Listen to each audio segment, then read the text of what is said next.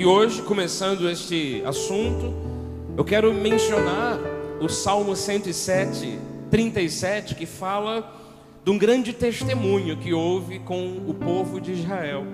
E diz assim: semearam campos, plantaram vinhas e tiveram fartas colheitas.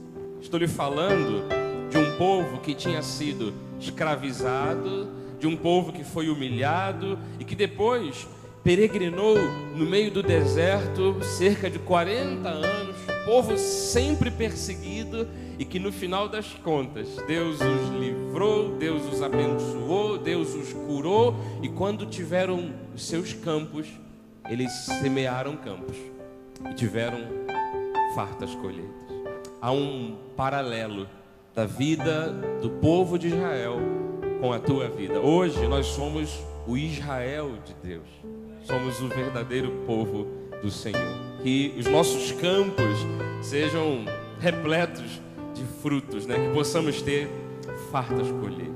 Vamos orar pedindo revelação a Deus e conhecimento desta palavra. Deus de toda a graça, Deus de toda a verdade, Senhor Jesus Cristo, nós nos rendemos diante da tua palavra. Estamos aqui juntos para estudarmos a Bíblia Sagrada, mas precisamos e carecemos, Senhor, que o teu Espírito cale fundo no nosso coração a tua sabedoria, o teu ensinamento, que sejamos até mesmo alimentados espiritualmente nesta noite.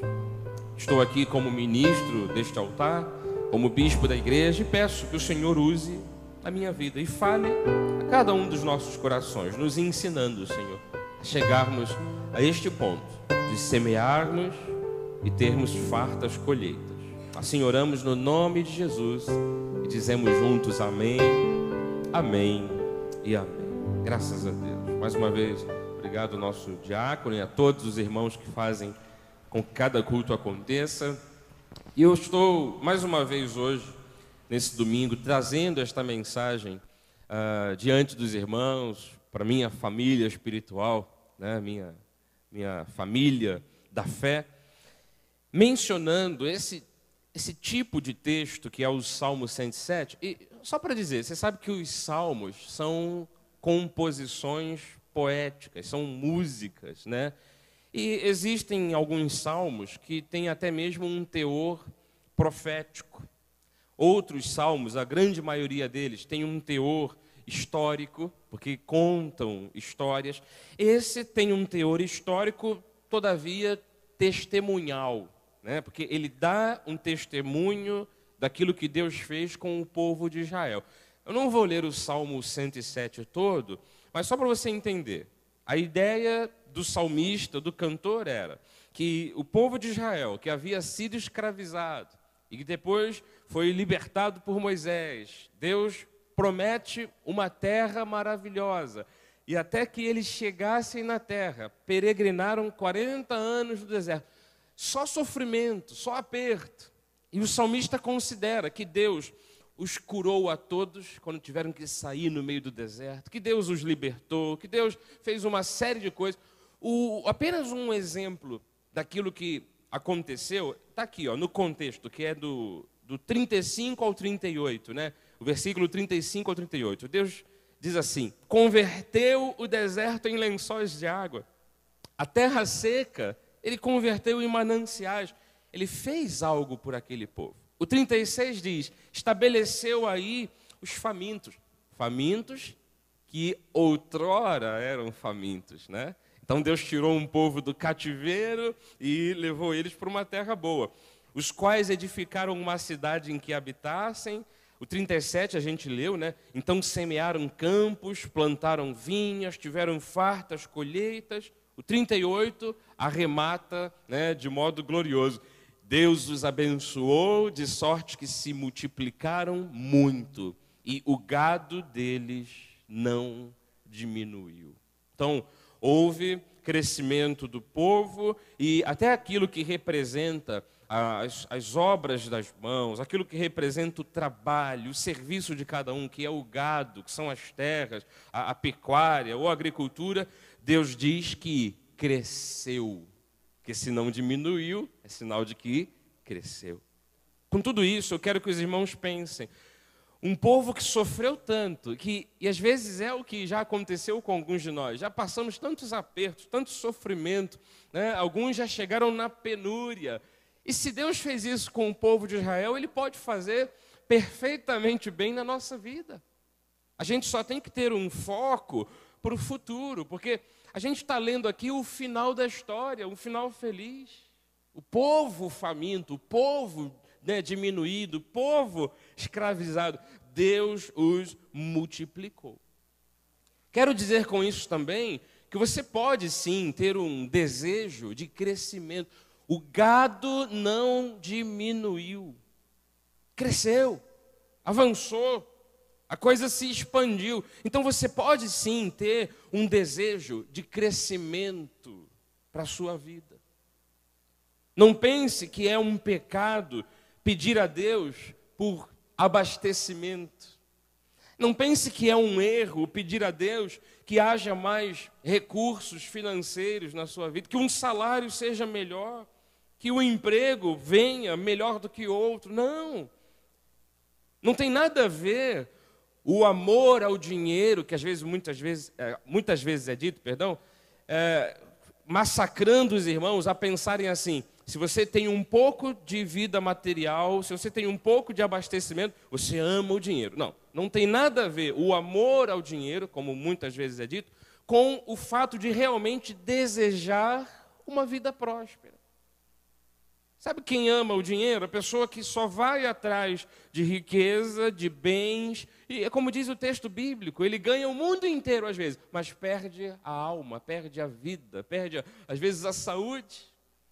Tem gente que prioriza dinheiro e perde a família. Então, não tem nada a ver com o amor ao dinheiro. Eu estou lhe falando de um sentimento legítimo de querer crescer.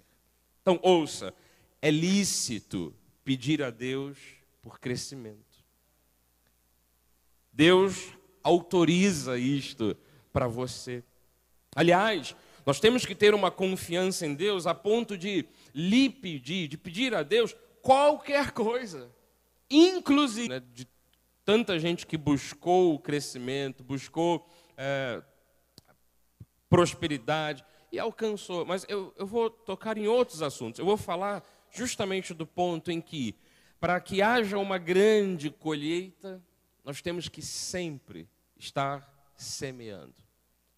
Eu quero também mencionar que essa sementeira diz respeito a tudo na vida, hein? Às vezes a gente está semeando com paixão, amor, perdão na vida de alguém que não é tão afim conosco, mas tem uma hora que quanto mais você semear esse amor, esse perdão e essa compaixão, sabe, você vai colher tudo isso. Estou lhe falando também de semear gentileza, né? Já dizia um profeta aqui do Rio de Janeiro, que gentileza gera gentileza. Porque é uma questão de sementeira e colheita. Eu sei que há outras pessoas que dizem assim: gentileza gera gente folgada. Quanto mais você é gentil, mais gente folgada há. Mas há um momento em que você colhe tudo aquilo que você planta. E claro, quero também mencionar essa questão da vida financeira, da vida em que nós temos que administrar, ou da parte da vida que nós temos que administrar os nossos bens. Então, a Bíblia é bem clara quando mostra que a colheita, ela acontece somente depois de uma sementeira. E que isso é uma regra que Deus estabeleceu. O Gênesis 8 diz assim: enquanto durar a terra, não deixará de haver sementeira e ceifa. É como frio e calor, é como verão e inverno, dia e noite. Houve sementeira, vai haver ceifa. Ceifa é colheita, né? Então, quando existe uma sementeira, que também haverá. Diga aí, haverá. Quando existe uma sementeira, é quando haverá. A coisa vai surgir. Haverá também uma ceifa, haverá também uma cega, haverá também uma colheita. É quando começamos a semear e sem nos cansarmos, amados. Porque imagina um campo preparado para ser semeado e você semeia 2 metros de semente, 2 metros lineares, né? Aí dá um espaço, depois semeia lá na frente, dá outro espaço. Quando você volta tentando colher, você vai encontrar frutos e falhas. Frutos e falhas, frutos e falhas. Então, semeie sempre. Está caminhando? Semeie, semeie, semeie, semeie. Porque quando você retornar por esse caminho, você vai encontrar sempre o que colher. Então, não se canse, não se desespere. É como diz Gálatas 6:9, não nos cansemos de fazer o bem, porque tem a hora, tem o tempo de ceifarmos e nós ceifaremos. Isto é, se não desfalecermos. Eu sempre uso aqui esse versículo, né, e falo, olha, você vai colher, amado, se você não desmaiar no meio do caminho, se você não parar de semear. Mas sabe, eu estava pesquisando aqui o termo, né, desfalecer, porque ele é, como eu sempre falo, é desmaiar. Mas olha lá os significados, os sinônimos. Desfalecer é perder as forças, é enfraquecer, é até mesmo desmaiar. Mas o que me interessou dizer é que é também diminuir, ou então decrescer. Tem vezes na nossa vida que a gente até semeia, mas a gente decresce, semeia pouco. Tem vezes que nós estamos fazendo algo, amando as pessoas, ajudando o outro. Claro, temos uma questão prática de ajuda à própria igreja, trazemos até dinheiro, semeamos e tudo mais, mas às vezes estamos semeando aqui e ali, mas diminuímos. Então, o texto está dizendo, você vai ceifar se você não diminuir. Ah, mas então se eu semear poucas sementes, o que vai acontecer? Você vai colher dentro dessa proporção. Há algo que eu quero lhe dizer nessa noite, que você é quem vai determinar o quanto você vai colher daquilo que você semeia. A Bíblia traz aqui 3 exemplos do homem que não semeia. E aí, olha o que acontece com o homem que não semeia. Eclesiastes 11:4. Quem somente observa o vento, ele analisa, vê, poxa, está ruim, sabe, o emprego não tem, o imposto é muito caro. Essa pessoa diz assim, eu não vou investir meu dinheiro numa empresa, eu não vou montar sociedade, eu não vou comprar aquela casa naquele bairro. A pessoa fica observando as condições, nunca semeará. O que olha para as nuvens, nunca cegará, nunca colherá. Então, esse aqui é o exemplo do homem que não semeia nada. Por quê? Não colhe nada, porque nunca semeia nada. Olha o exemplo daquele que semeia pouco. 2 Coríntios 9:6. Aquele que semeia pouco, pouco também ceifará. Deixa de colher? Não, mas colhe dentro da proporção. Agora o terceiro exemplo. O que semeia com fartura, com abundância, também ceifará. Então eu posso me empenhar em fazer algo a mais. Eu posso me empenhar, sabe, para ver a minha vida crescendo. Eu posso pedir a Deus por crescimento. Volto a dizer, é lícito e permitido. Bispo, isso está me soando como a tal teologia da prosperidade. Aí eu sempre digo aqui, sabe esses termos que inventam e colocam rótulos, né, em certos tipos de mensagem? Teologia da prosperidade. Isso, na verdade, é só para significar o seguinte, que aquelas pessoas que dizem assim, os extremistas, né? Você nasceu para vencer e se você é um fracassado, você nem é de Deus. O cara está sendo extremista. Ele está dizendo que você vai vencer tudo, sempre, em qualquer circunstância. Aí a pessoa, às vezes, se decepciona, porque a vida tem apertos. A gente passa um monte de necessidade. A questão é que Deus pega você lá no teu aperto, na tua necessidade, e te alavanca. Então, eu não estou pregando aqui teologia da prosperidade, não. Sabe o que eu estou pregando hoje? Teologia. Não é teologia da prosperidade, é teologia. Nós estamos conhecendo Deus. E esse Deus, ele está aberto a frutificar cada semente que semeamos. O detalhe precioso de Deus é que ele faz algo que naturalmente não acontece. É que 100% das nossas sementes podem germinar. Eu já estudei um pouquinho de agricultura, isso foi na minha juventude, né? Eu não completei o curso, porque depois eu mudei de ramo, fui fazer edificações, né? Mas eu estudei 1 ano e pouco agricultura. E eu me lembro bem, né, de uma questão prática, assim, questão bem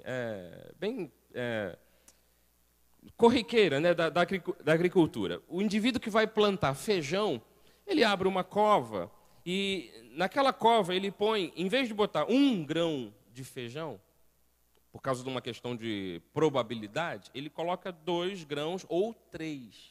Tá? Vai plantar milho, ele coloca lá 2 ou 3 grãos, para ver se pelo menos um nasce. Pode ser que os 3 nasçam. Mas sabe qual é a probabilidade de crescer? São 70%. Isso, os Estados Unidos, que têm melhor condição de fazer agricultura, eles conseguem 70% de germinação. Deus, ele faz o contrário conosco. Ele diz, cada semente que você semear, você pode ter um punhado só de semente. Cada semente, 100% delas, cada uma vai germinar. E é aí que está o grande milagre. A pessoa pode ter um salário pequeno, mas Deus abençoa por outro lado. A pessoa às vezes não tem tanta condição, né, de estudo, de ir para frente, mas Deus abre uma porta. A questão é essa, que se você semear, você colhe. É uma regra de Deus. Olha lá o detalhe que a gente viu em Gênesis 8. Não deixará de haver sementeira e ceifa. Então, amado, a semente daquele que semeia pode até demorar a germinar. Outro detalhe, a semente às vezes fica 100 anos debaixo da terra. Tem gente que diz assim, apodreceu, não valeu. Não, a hora que ela abre a casca dela, ela ainda germina. Depois de 100 anos. Eu fico imaginando que nós já semeamos tanta coisa no passado, tanta coisa boa. E às vezes a gente pensa, poxa, cadê aquela colheita? Cadê aquele algo bom? Amado, está vindo aí essa farta colheita. E quando aparecer, Deus vai dizer assim, é resultado do que você semeou lá atrás. Você semeou campos, você vai ter farta colheita. O texto principal que a gente leu, o 107, 37, o Salmo 107, semearam campos, tiveram fartas colheitas. Diga, eu recebo isso. Então você está aqui hoje para semear. Mas bispo, cadê a gente, em termos de prática da vida da igreja? A gente já fez hoje o ofertório, a gente já fez o momento de coleta. Você está aqui para aprender a semear para uma farta colheita. Não só recursos, mas eu volto a dizer, o perdão para as outras pessoas. Semeie perdão. Mas o indivíduo que me deu um chute, ele que pisou o meu calo, perdoe. É uma semente, sabe, generosa. Vai chegar um momento que você vai colher isso. Mas eu quero que ele venha aqui, beije os meus pés, diga, me perdoa. Talvez não seja nesse sentido, mas que outras coisas boas Deus vai abrindo para você, Deus vai abrindo. Seja uma pessoa delicada com os outros, seja uma pessoa amável, tudo isso é sementeira de vida. O reino dos céus. Jesus disse em Mateus 4, 26, ele disse, o reino de Deus é assim, é como se um homem lançasse a semente à terra, depois dormisse, se levantasse, dia e noite, passa o tempo, e a semente germinasse, crescesse, nem sabendo ele como. Ele sabe que ele tem que ir lá e plantar a semente na terra, dar uma olhada, cuidar, regar, ele não sabe como. Aí diz o versículo 28, a terra, por si mesma, ela frutifica. Primeiro a erva, depois a espiga, por fim o grão cheio na espiga. Versículo 29, quando o fruto já está maduro, aí vem o momento da colheita, né? Tem um outro slide aí mostrando essa simulação, né? do homem que sai a semear, né? Começa tudo aí. Aqui é o princípio de tudo.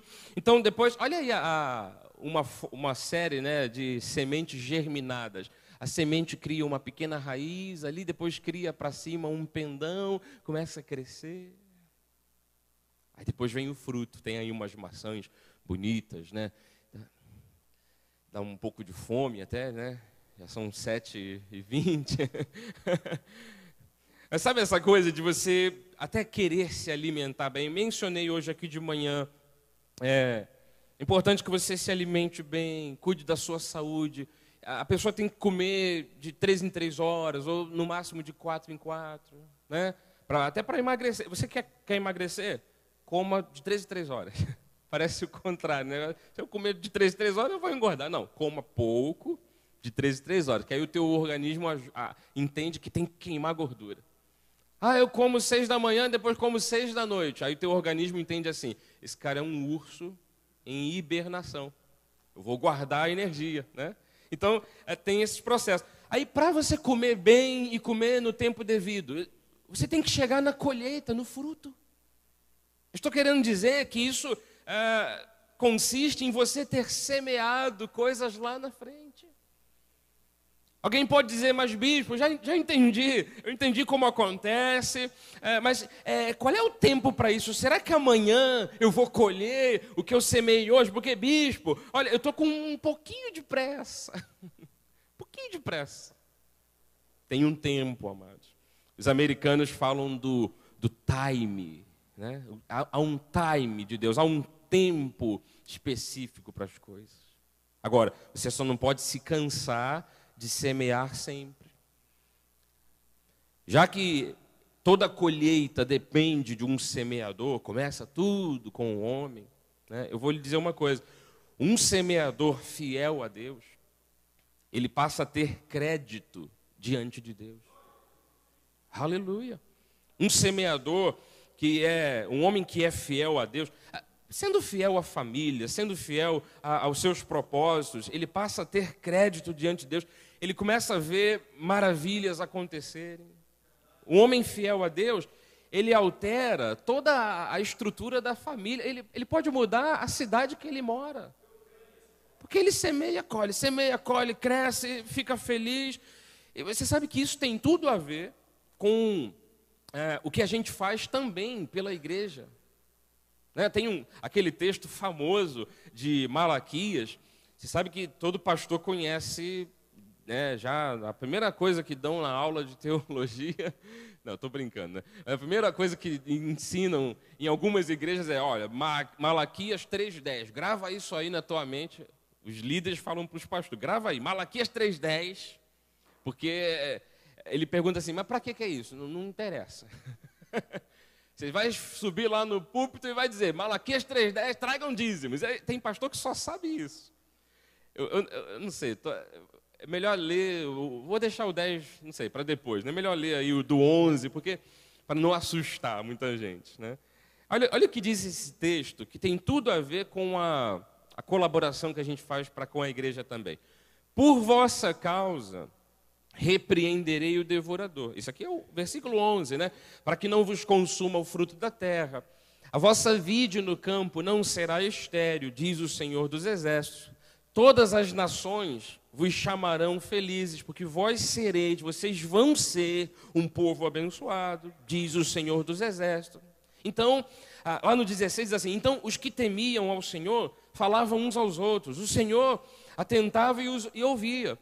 Havia um memorial escrito diante dele para os que temem ao Senhor e para os que se lembram do seu nome. E Deus diz assim no 17, eles serão para mim particular tesouro. Olha que texto tremendo. Deus repreende o devorador, Deus bloqueia a ação do inimigo. Ele diz que as pessoas vão reconhecer que somos felizes. E ele diz, olha, a gente percebeu que havia diante do Senhor um memorial. Deus registrava tudo. E Deus disse, esse povo que está registrado aqui será o meu particular tesouro. Naquele dia que preparei, diz o Senhor dos Exércitos, poupa-los-ei como um homem poupa a seu filho que o serve. E então vereis outra vez a diferença. O que Deus faz na nossa vida, amados, é para mostrar realmente que Ele é poderoso. Então vocês vão ver a diferença entre o justo e o perverso, entre o que serve a Deus e o que não serve. Deus faz tudo isso por conta da fidelidade. A gente leu do 11 ao 18, mas eu vou ler o versículo 10, tão famoso. Trazei todos os dízimos à casa do tesouro, eu estou falando agora, em específico, do que a gente faz na prática na igreja, ajudando, contribuindo. Mas é como semear qualquer coisa, você colhe aquilo que você semeia. E quando nós somos fiéis a uma causa, quando nós somos fiéis à obra do Senhor, trazemos dízimos, ofertas, Deus faz tudo isso. Ele repreende o devorador, ele bloqueia a ação daquele que tenta te roubar, ele faz com que as pessoas identifiquem que você é feliz. Ele diz, olha, eu vou te poupar, eu vou te proteger, vocês serão o meu particular tesouro. Tudo resultado da sementeira. E aqui, quando fala de casa do tesouro, né? Você sabe, é uma questão da tesouraria, né? O templo, o santuário tinha lá um departamento que era a tesouraria. Então, quem levava uma oferta, quem levava recursos, tinha lá um sacerdote, o tesoureiro, igual a gente tem a secretaria da igreja, a tesouraria, os departamentos, as pessoas que são funcionais para isso.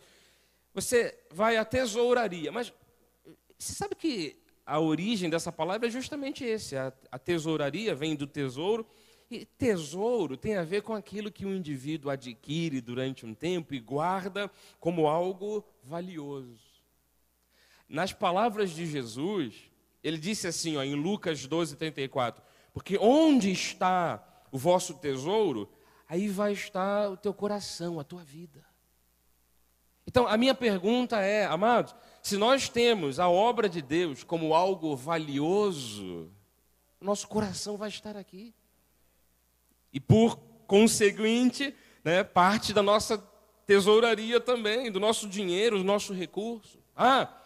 Só que a obra de Deus, as quatro paredes, o templo, até mesmo a questão da evangelização, olha aqui, vem depois da sua família. Deus está acima de tudo, em primeiríssimo lugar. Mas aqui, para esta vida, a família está em primeiro lugar. Então, na verdade, quando eu coloco o meu coração na minha família, ali está o meu tesouro. E se eu faço bem para a minha casa, se eu faço bem para os meus, se eu gero conforto, Deus me honra com isso. Se eu gero conforto para a minha igreja, Deus me honra por isso. Eu posso ajudar pessoas que nem fazem parte do meu sangue, que são, às vezes, pobres coitados, que pedem ajuda. A Bíblia diz que quem dá ao pobre está dando dinheiro para Deus, está emprestando para Deus. Tudo começa numa sementeira que leva a uma colheita. 2 Coríntios 9:7, Paulo diz assim, olha, coloque o teu coração nisto. Cada um contribua segundo tiver proposto no coração. Não dá para fazer, por exemplo, a obra de Deus acontecer nesse sentido da ganância que há no mundo de hoje, né? As pessoas vão em campanhas, vão em convites feitos por pastores que dizem, você dá um sacrifício, dá o seu salário todo, você vai conquistar o mundo. Não dá para ser assim. Amados, nós temos que colocar o coração na obra de Deus. Evangelizar pessoas, ou diretamente, ou de tabela, né? Por exemplo, tem gente que assiste o site, gente que pega um CD, que é evangelizado. Hoje de manhã, um irmão estava aqui conosco, o irmão José Carlos. Não sei se está assistindo pela internet, ele sempre está aqui quase que nos 2 horários do domingo. Ele disse, bispo, eu distribuo panfletos aí, eu evangelizo. Não sei quem conhece, o irmão José Carlos, que distribui, todo o pessoal conhece, né? Distribui um monte de material. Ele disse, olha, cada vez que eu intensifico isso, vem um monte de guerras contra mim. Aí eu falei, o que o irmão pretende com isso? Pretende parar? Ele, não, é agora que eu vou evangelizar mais. Então, aí eu estou dando aqui o exemplo dele, né? Sem a permissão dele, claro. É colocar o coração. A gente quer evangelizar as pessoas, seja de tabela, pelo que eu ajudo a igreja, ou diretamente, o coração tem que estar disposto a fazer isso. Então, ali está o meu tesouro. Ali está a coisa preciosa, a coisa valiosa, né? Então, o semeador, eu estou indo aqui para os 5 minutos finais já. O semeador, ele sabe o que vai colher.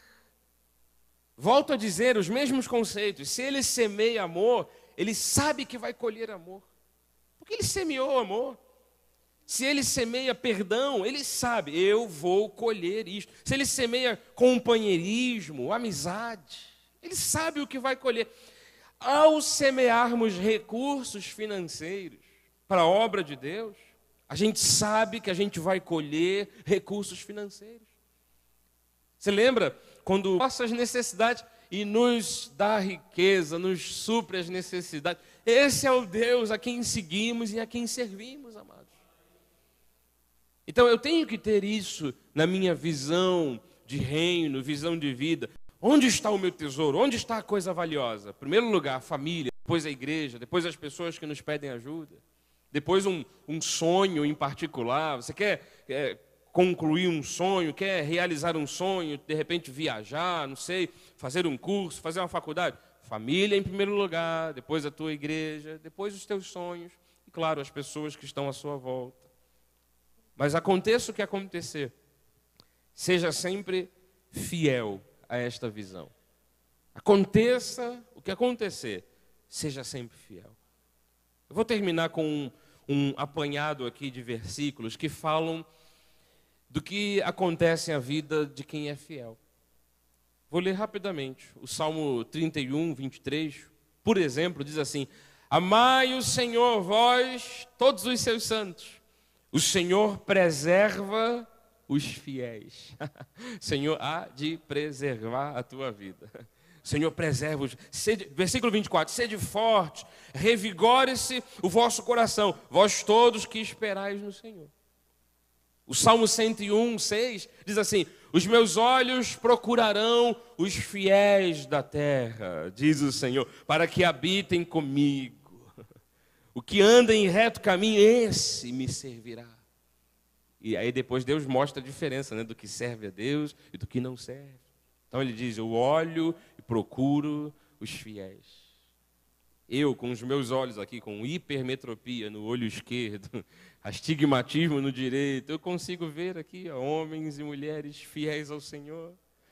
Imagina Deus que sonda, né, o nosso coração. Ah, mas o universo é muito grande, nós somos poeiras microcósmicas no meio do universo. Deus conhece você, amado. Ele tem o teu nome escrito nas palmas de suas mãos. Então ele diz: eu procuro os fiéis para retribuir. Olha o Provérbios 28, 20. O homem fiel será acumulado de bênçãos. Então volto a dizer, aconteça o que acontecer, seja sempre fiel. Mateus 25, 21, muito bem, servo bom e fiel. Foste fiel no pouco, você tem caráter, você tem gana, você tem força de vontade, você é fiel em tudo que te dão a mão para fazer. Foi fiel no pouco, sobre o muito te colocarei. Entra aí, ó, na porta que se abre para você. 1 Coríntios 4, 2, ora, além disso, o que se requer dos dispenseiros, nós somos esses dispenseiros de Deus. Nós somos imagem e semelhança de Jesus. Nós somos luz nesse mundo de trevas. Posso ouvir um glória a Deus aí, amado? Somos luz. O que se requer dos dispenseiros é que cada um deles seja encontrado fiel. Faithful, né? Aliás, é essa palavra em inglês? Para fiel? Qual é a palavra? É faithful também, né? E que também significa cheio de fé, né? Tem tudo a ver. Tem tudo a ver. Ou eu estou enganado? Na minha polilinguagem aqui, o homem fiel, Deus retribui. Então, seja fiel a Deus, veja os frutos se manifestarem em sua vida e siga os conselhos que Deus tem para você. Ah, mas eu ouvi dizer de um fulano que faz umas coisas aí, sabe? Que dá um dinheiro, que dá uma riqueza. Mas quem é o fulano? Ah, o cara é ímpio, até já matou gente. Não matou ninguém assim, sabe? À toa, não. Ele esconde as coisas debaixo do pano, rouba um, rouba outro. Eu estou pensando em seguir o mesmo caminho. Amado, siga só o caminho de Deus.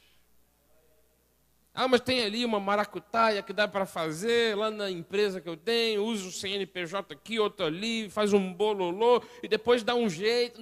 Não, olha, o Salmo 1 diz assim, ó, bem-aventurado o homem que não anda no conselho dos ímpios.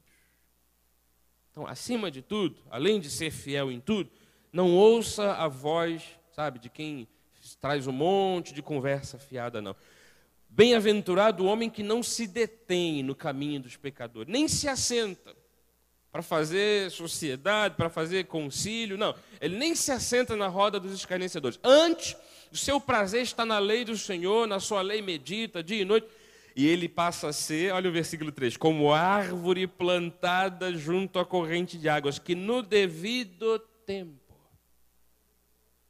mais cedo ou mais tarde, você semeou lá atrás, na hora certa, você tem o fruto, você dá o seu fruto, e cuja folhagem não murcha, e tudo quanto ele faz será, ó, bem-sucedido. Faz aí um joinha aí, ó, joinha, bem-sucedido. É isso aqui que Deus tem para nós, amados. E como profeta, o meu tempo já esgotou, inclusive, eu quero dizer que o bem vai acontecer a todos vocês. Eu uso as palavras do profeta Isaías, quando em 3:10 ele diz assim, dizei aos justos que bem lhes irá. Eu quero estar aqui como Isaías estava naquele momento, tendo que dizer algo ao povo, não recriminando as pessoas, dizendo, não adianta sonhar, não, eu estou aqui para dizer ao justo, o bem vai acontecer a vocês, bem lhes irá, porque vocês comerão do resultado daquilo que vocês semearam, do fruto das suas ações. Vocês vão comer da abundância que virá da sementeira que vocês fizeram. Estou aqui para lhe dizer, bem vai acontecer, o bem vai acontecer a cada um de vocês. Recebam isso para as vossas vidas. Em nome de Jesus. Assim seja, assim disse o Senhor. Semearam campos, tiveram fartas colheitas.